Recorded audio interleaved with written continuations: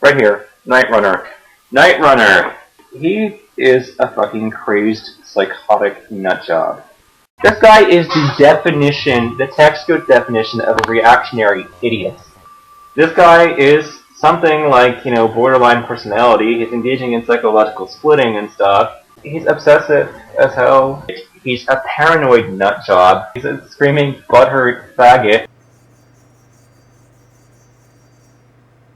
Didn't your mother ever tell you not to piss off a crazed, obsessive, paranoid, psychotic, reactionary, idiot, nutjob, butthurt, homosexual male who suffers from personality disorder and engages in psychological splitting?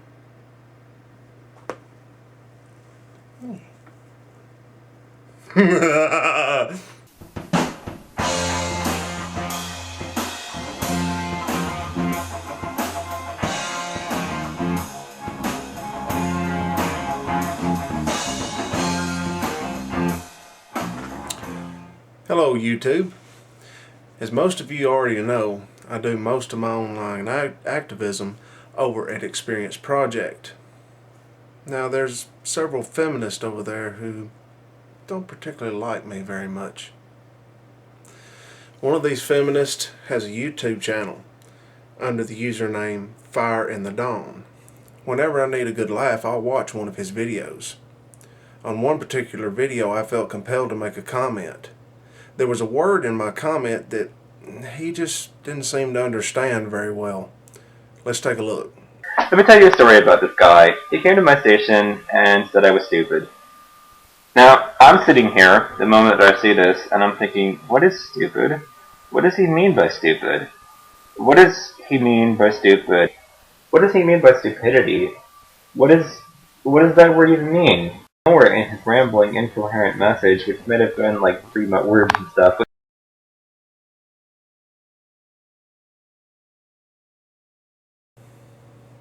Once he got his head wrapped around the meaning of the word stupid, he came up with an intelligent, rational, and logical reply. Derp, derp, derp, derp, I'm fucking stupid. Derp, derp, derp, derp, derp, derp. Anyway, before we go any further, I think we need to get a good understanding for just exactly the kind of person we're dealing with here. He's made several videos on YouTube. One of those videos, he decides he wants to go after Karen Strong and Paul Elam. Mostly Karen. He is of the opinion that Karen and Paul are they're wanting to continue the status quo. They're wanting to keep things just as they are. Regardless of all the videos and articles Paul has posted saying, basically saying men need to change, women need to change, society needs to change the way it views men and women, but he's just wanting to continue the status quo. He disagrees with Karen's videos because in her videos she talks about biology and psychology. She thinks that is the root of the problem, and that's why society views men and women the way that it does, the way that we do. So she tries to tackle it from that aspect, trying to find the root of the problem. Well, he sees that as her saying that we are the way we are, so let's just deal with it. That she believes that's the status quo and that's the way things are, and why should we change it? The following are screenshots of an article he posted over Experience Project under the screen name Manifesto of the Phoenix. In this article he describes why he is willing to be a martyr for the feminist cause. Now, like I said, I'm going to post the screenshots. You can read it for yourself. It's not very long. Feel free to pause it if you need more time to read each screenshot. But in it, he expresses the belief that Paul Elam is going to come after him and that he is willing to die for feminism.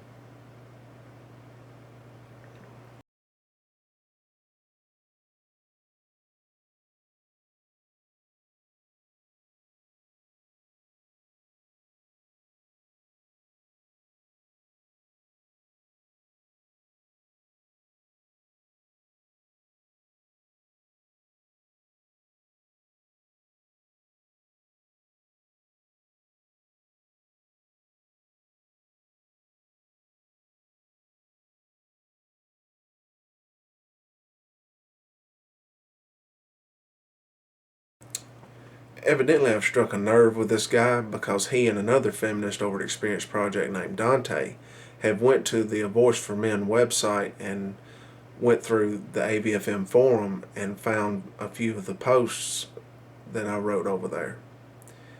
One of them was about my experience with false allegations, in which he wrote an article on Experience Project saying I needed to get over it. Now, I'm not going to go into it much further here in this video, but I may just do a video on that one subject and tell you my story and tell you exactly what I think about this guy telling me I just need to get over it.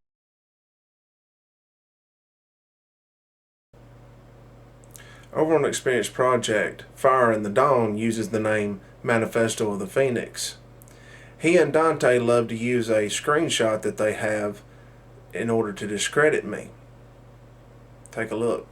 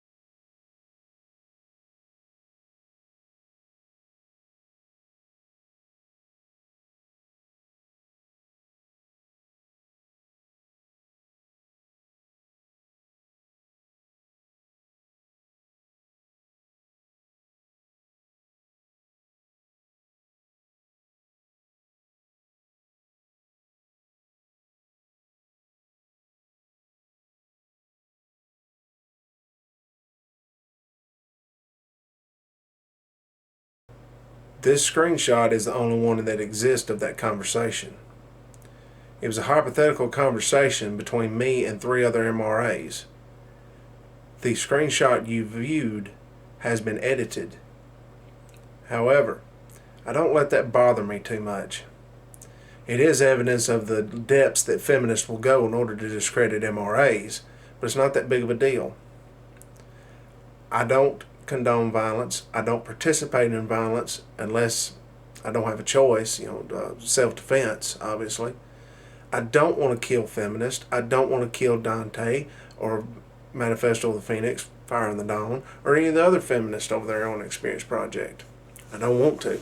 I don't need to. They're not that important. As a matter of fact, I hope they live a very, very long time. I hope they live to be over 100 years old. I hope they outlive me. Why? Because I think a just reward for them labeling themselves feminists and supporting feminist rhetoric and ideology would be for them to have to live in the world they created. I would like for them to live decades in a world that hates them and despises them, and where they have to hide the fact that they ever called themselves a feminist. Well, that pretty much does it for this response video to Fireinthedawn. You may be wondering why I took the time to actually do this. It's good practice. He really doesn't have a whole lot to say, does he? Go over and check some of his videos out. I'm sure you'll be entertained. Although, let me warn you, it's minutes and hours of your life that you'll never get back.